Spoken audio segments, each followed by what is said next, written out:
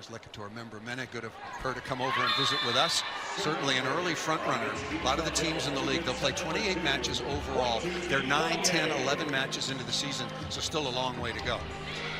And very, very close in the standings. Orlando has won 6 in a row. Vegas on top with Omaha, the defending champions.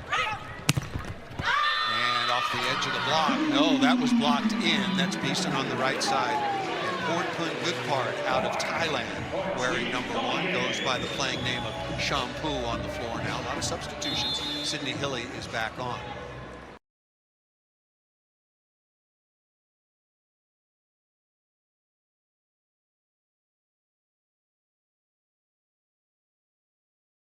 There is Caitlin Horde for Team Collier. And that ball chopped but missed out of bounds. That was Corey Lewis who missed that just out of bounds. Again, there are no lines, people. It's all called electronically by Bolt 6. There's a good look at it, just over the sideline. First set was won by Team Shondell, 25-22. Got out to an early lead. Got to 22-21, and then it was closed out. We will have a challenge. There was a, Merritt Beeson is saying there was a touch that would have gone against Veronica Stone or Hannah Maddox. And so our first referee will call for a challenge. You can challenge a touch off the block, foot fault on the service line, 3-meter line, center line, ball up or down, or for contacts. Once again, you cannot challenge in or out.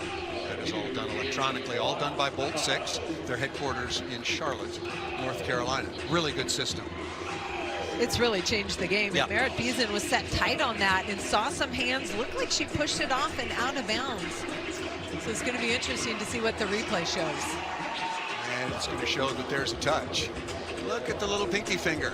The micro touch against Maddox. That pinky finger's moving. Well, we talked about the connection and the cohesiveness between setter and hitter. And also what's really interesting is that some of these teams have put 3 and 4 players in the All-Star match, and they're playing against each other. They know one another's tendencies a lot. There is Charity Looper. Talked to her before the match. She is such a high flyer. Good pass by Edmond. Both setters setting the ball a little bit too tight. That ball's out of bounds, but Looper going back to serve. Started her career at UCLA before going on to Louisville.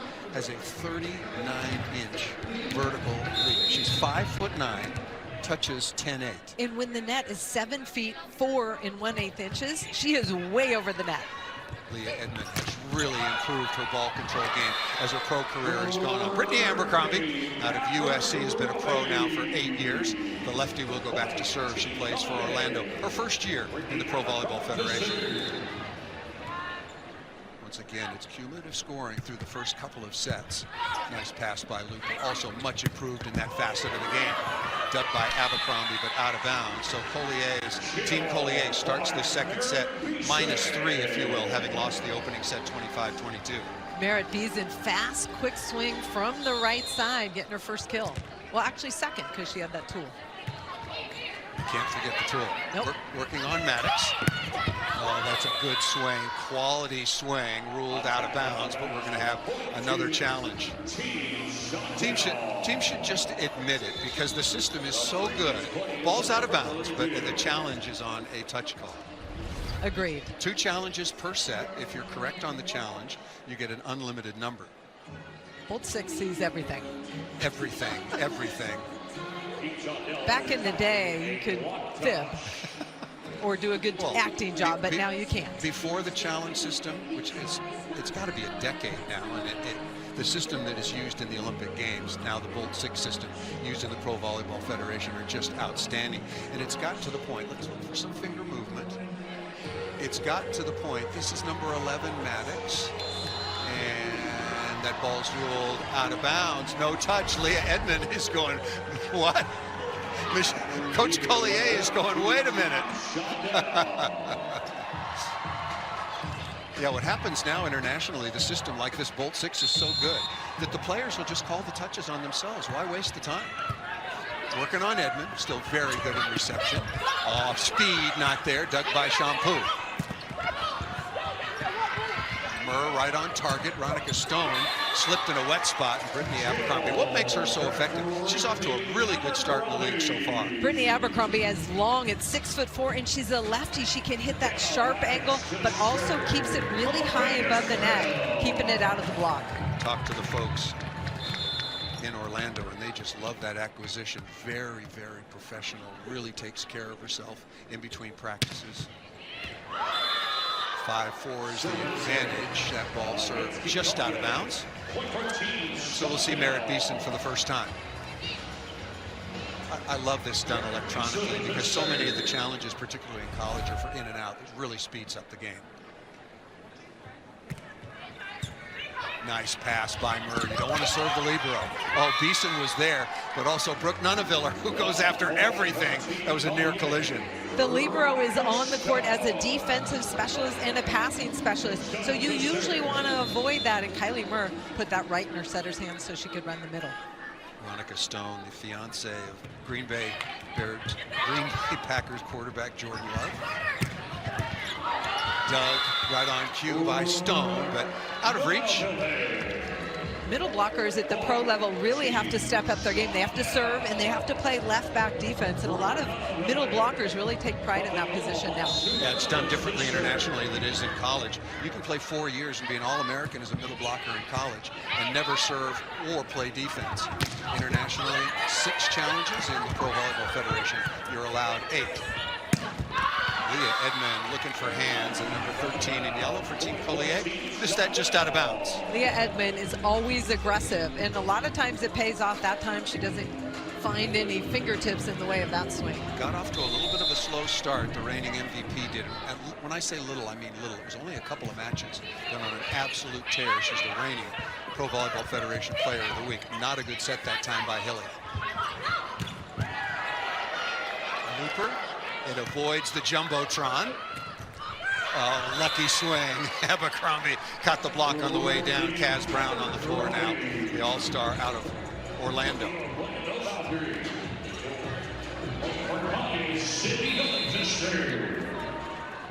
Abercrombie with 3 kills so far this set. Here's Hilly once again. She started the match 3 times. Big Ten Setter of the Year out of Wisconsin. Ball to the floor, very effective tip, and we will take our first technical timeout of the second set. This is the first ever Pro Volleyball Federation All-Star. With Team USA, what does it mean to have this happen right now with the PVF All-Star match and playing it? I think this is closing the loop, right? This is the thing that we've been missing, and so I'm just really honored to be here and to be a part of history, and I think we needed it, and the fans and all the people at home are showing that we really needed this, and we're here. Thank you, Alicia. Yeah, thank you. Paul. Thank you, Emily. And Alicia Glass-Childress, what an outstanding career. And we had a chance to visit with her, did a match in Orlando when she led her Vegas team to a win on the road. Nice block that time by Team Shondell as they extend the lead, and what a volleyball mind she has. I agree, Alicia Glass-Childress, fun to talk to, and watch Corey Lewis, the rookie, use her length to get out and close that block. First in the league in total blocks with 39. What a challenge being a middle blocker right out of college at this level. Dug by Nuneviller. Crowd still figuring out who to choose from. Nice play that time by Looper to restart the point. And blocked by Abercrombie. 6'4" is still 6'4". Brittany Abercrombie did a fantastic job getting outside with her feet, making sure to seal that line. Quick hands over the net is the only way you're going to stop Charity Looper. Very easy serve. That's a mistake.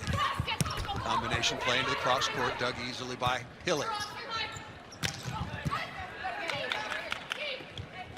Charvenegas now on at the libero for Team Shondell. Good block deflections. Nice dig by Murr down the line.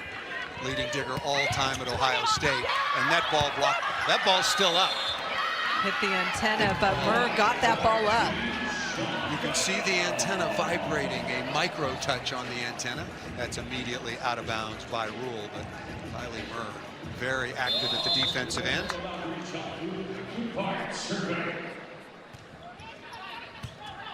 Serving not very tough right now.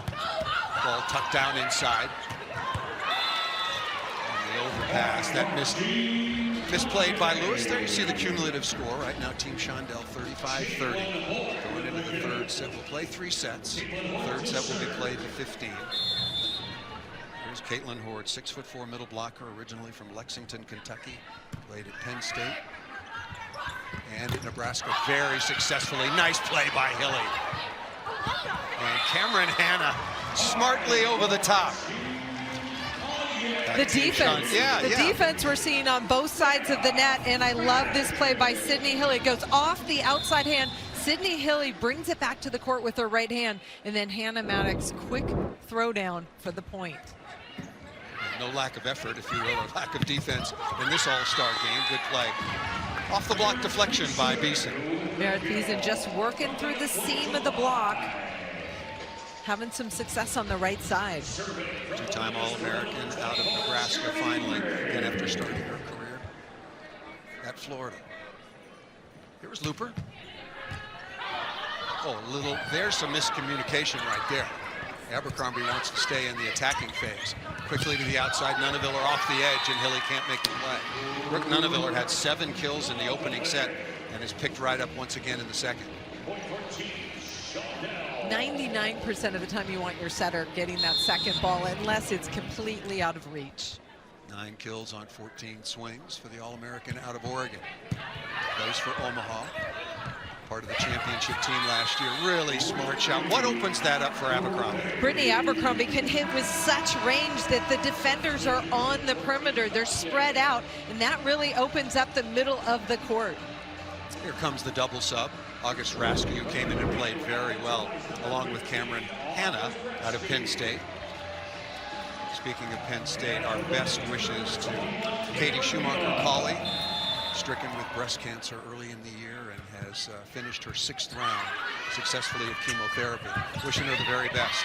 A national champion in her 3rd year, taking over for the legend Russ Rose. Brooke Nuneviller does a really good job. I think that set was a little bit inside, but Brooke Nuneviller identifies that, gets her feet to the ball and throws it over the block. Harley Snyder coming back on. Snyder playing for Grand Rapids. 8 teams in the Pro Volleyball Federation. Vegas, San Diego, Columbus, Grand Rapids, Orlando. Indy is the Indy Ignite, the expansion team. Combination play, Leah Edmond. Dug by Snyder, Nuneviller again.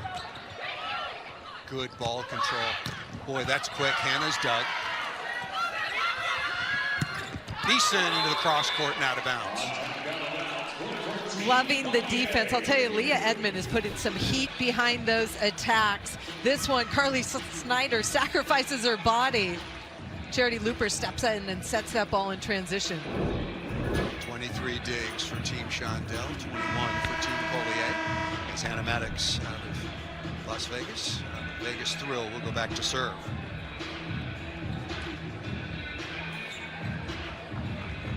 Surprised just about everybody last year when she played at such a very, very high level. Only 23 years of age, still learning the game. Maddox averages just under 4 kills per set.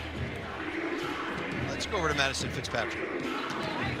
Yeah, Paul, well, Hannah Maddox was, in my opinion, the biggest sleeper of the draft last year. Coming out of South Alabama, which is a part of the Sun Belt Conference, she always had goals to play at a Power 5 school. She told me earlier this week that now playing in the Pro Volleyball Federation feels like she's accomplishing that goal.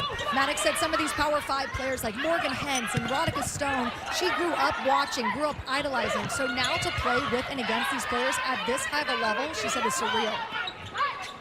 Thank you, Madison. Yeah, revenge is sweet, and she's proven it on the court night in, night out in the PVF.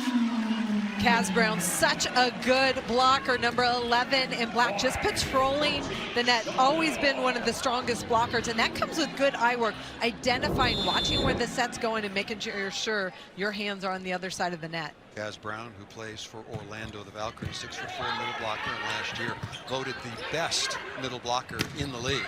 Good swing that time by Hannah down the line. Dug by Venegas, and good in transition. Team's starting to get very comfortable. And it just takes a little time to find the rhythm of your new teammates. Starts with a dig, and then Charity Looper out of the back row behind that 3-meter line goes off the hand of Rodika Stone. Here's Beeson. Tough serve, well handled by Maddox. That was really a tough serve, and she made it look easy. Nunaviller trying to get to that ball, tipping over the top. Good first contact. Hannah looking for a touch and missed it out of bounds. Cameron Hannah played on the outside. Actually, not as effective as a setter. And also no more tips hitting the floor. An easy out. You don't want to have that. Maddox again dropping a dime. Rasky went up to get that ball. Going to be ruled as a back row blocker. Wow. That ball, explain that call, Holly. Well, if you're going up to set that ball, they cannot block you. But there was actually a net violation on Brooke Nunaviller. Everyone talking about it.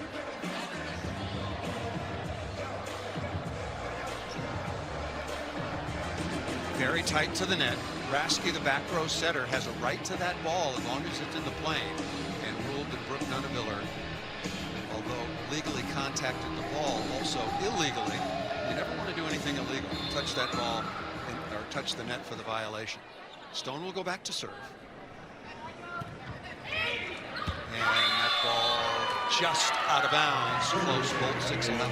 A quick look. Stone, number 7, will head to the sideline for Team Collier.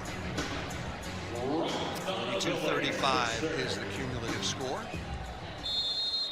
Nunaviller, as expected, has been really good so far and right on cue. Come on, Brooke.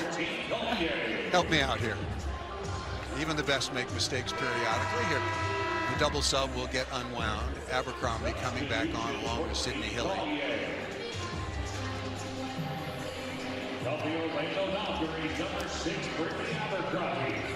Sydney Hilly, national champion at Wisconsin, got her degree. I know what genetics is, I think, but I have no idea what genomics is. I have no idea. No, we'll need to ask her about that.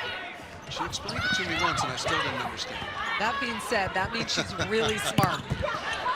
She's actually working in the medical field for a while, but now that she's had a chance to play professionally in the United States, she's really recommitted herself to the sport and has Olympic team aspirations. That time, Leah Edmond going off the middle blocker, out of bounds.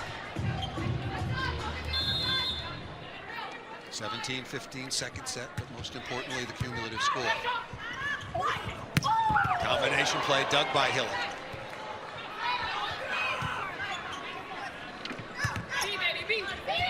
Kaz Brown, combination, not there, not a good connection. Opportunity here from Team Collier. Good read by Looper. Kylie Murr all over that. Hearn at the defensive end. Again, tough collision in the backcourt. Thrown down. Shampoo and Kaz Brown play together in Orlando. Makes that connection a little bit easier, even when they're well spread apart. Definitely. Shampoo, number 1 in black. To end this rally, fast behind her to Kaz Brown, who's so good at getting on top of that. She's only got one blocker in front of her, allowing her to attack that middle. Collier needs to side out. Another pretty good pass. Abercrombie looking for hands and missed it out of bounds. Ball a little bit low to Brittany Abercrombie. She tried to hit that high and flat off the blocker's hands, but doesn't get a touch. Yeah, we knew that that was going to be a challenge for the setters, no question, and for them to find some cohesion and some good connection. And speaking of the Olympics, first of all, congratulations to Taiba Anif Park, last year's Pro Volleyball Federation Coach of the Year, got her San Diego team into the playoffs after a slow start. 2-time Olympic silver medalist, 10 years on the national team, and now officially an assistant coach on our women's national team for 2028. Yes. You must be thrilled. How did you find out? Eric had kind of just, he Eric reached out Sullivan. to me. Eric Sullivan, the new head coach, reached out to me our first home game and said, hey, I'm kind of putting together a list of names. Would you be interested? And I said, yeah, I don't know what it means yet, but you put me on that list. And he called a couple days later and said, hey, let's make this happen. Are you in? I said, whatever you need me to do, I want to be there for 2028. What does it mean? Full circle moment. You were a player at the Olympics. Now you get to be a coach. What does that mean to you? Not even a full circle just with a player, but in '84 was the first time that I knew about the Olympics, being 5 years old, living in LA. So really complete full circle of seeing it, being in it, and now being able to coach it. It's just an honor to represent red, white, and blue. And so anytime I get an opportunity to, I want to bring that chance for young girls and hopefully some PVF prospects in there as well. You were 5 years old when I played in '84? Yes. Oh my goodness. but we both come a long way. yes, but and so has the women's Olympic team. It has, yes. They've medaled in every Olympics for the last several cycles, but there's going to be a lot of turnover. What kind of challenge is it going to be over the next few years? You know, I think it's rebuilding, and I know there's quite a few players that have spent some time on USA, and so they want to have some family right now. They want to just enjoy some life, and so maybe taking a little bit of time. So it's a growth period. We get some young players that are in the gym, just get used to the level of competition, what it means to be up against the teams like Italy, who are superpowers, and Serbia, China, all of that. I'm just kind of rebuilding and establishing our core group again. How much does the Pro Volleyball Federation training and allowing these players to play at this level help bring those players to the USA gym, new players? New players, it's a feeding ground, and again, we don't have to go overseas and spend our time away in uncertain circumstances just to have good volleyball now, and so they get to be at home in the comfort of their family and their friends and some good coaching, and then just be able to seamlessly move from, hey, I'm in the States already, and then I'm moving over to Anaheim, and so it's just a breeding ground for talent, and I'm excited to see where it takes us. How are you going to juggle all of this? You've got so much going That on remains to right be now. seen. I think you'll figure it out. No Absolutely. question. You know, I was blessed to play in Olympics, to play in an Olympics in the United States. There's nothing better. I'm just very, very happy for you. You've been such a credit to the game for a long, long time. As a player, I mean, 2 times a silver medalist at the Olympics and a long, long career. Tell us about your second year coaching San Diego. How has your team improved? What are the challenges ahead? Challenges for us, we've been battling a lot of injuries. We've had some Block, but that comes from Hannah Maddox recognizing that set inside. Madison Fitzpatrick told us the story of Hannah Maddox and not really being recruited by any Power 5 schools. And when she came into the Pro Volleyball Federation last year, that missed by Edmond, you know, she was playing so well. And who is this? Who is this? And boy, she's just continued to play so exceptionally well. I want to remind you to stream CBS Sports HQ, your free 24/7 snapshot of all the sports that matter to you. Catch highlights, in-depth analysis, and breaking news anywhere you are. Download the CBS Sports app to watch today. Back with Holly McPeak, Madison Fitzpatrick, Emily Eman. I'm Paul Sunderland. Once again, history being made today at the Fisher Event Center, just outside Indianapolis. And let's go over to Madison Fitzpatrick with a very special guest in Sydney Hilly.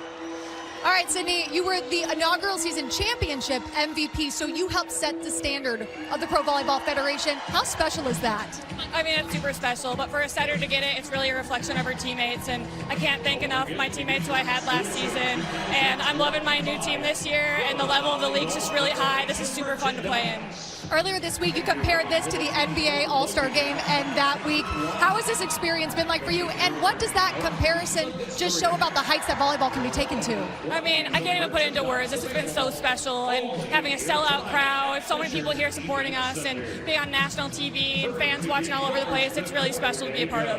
Well, congratulations on all your success. Thank you. Paul. Thank you. What a career Sydney Hilly had, again, winning that national championship and gone on to win a championship last year, as Madison pointed out. The most outstanding player there is Sheldon Day, Indianapolis native, plays for the Washington Commanders, defensive tackle. I'm being very nice to him. Ray Davis out of Buffalo Bills is also here. Lots of people from the area coming over. The Midwest is a volleyball hotbed. Everybody used to talk about it being in Southern California. When I was growing up, Taiba reminded me how really old I am. I was 5 years old when I played in the Olympics. 48-41 is the cumulative score. St. John Smith, beach great, and a 2-time national champion indoors also on hand. And that ball tipped out of bounds. Some misconnection this time between Hilly and Maddox, and now it is set points, 5 of them for Team Shondell. They also won the opening set 25-22. They'll have a chance. They will Team Collier. They'll really have to get hot in the 3rd set to come back in this cumulative score. Nice play by Maddox off the edge, and the chase by Charity Looper, but the ball to the floor.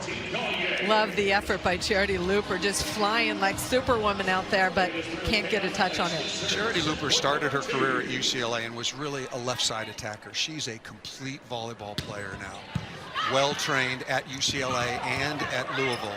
Can receive, serve, and as you pointed out, a fantastic defender. Dug by Shampoo. Maddox Mathematics had that ball deflect off the block, and it handcuffed her a little bit defensively. That's exactly what it did. It just changed direction. She had a good read on it, and the deflection took it away from her platform.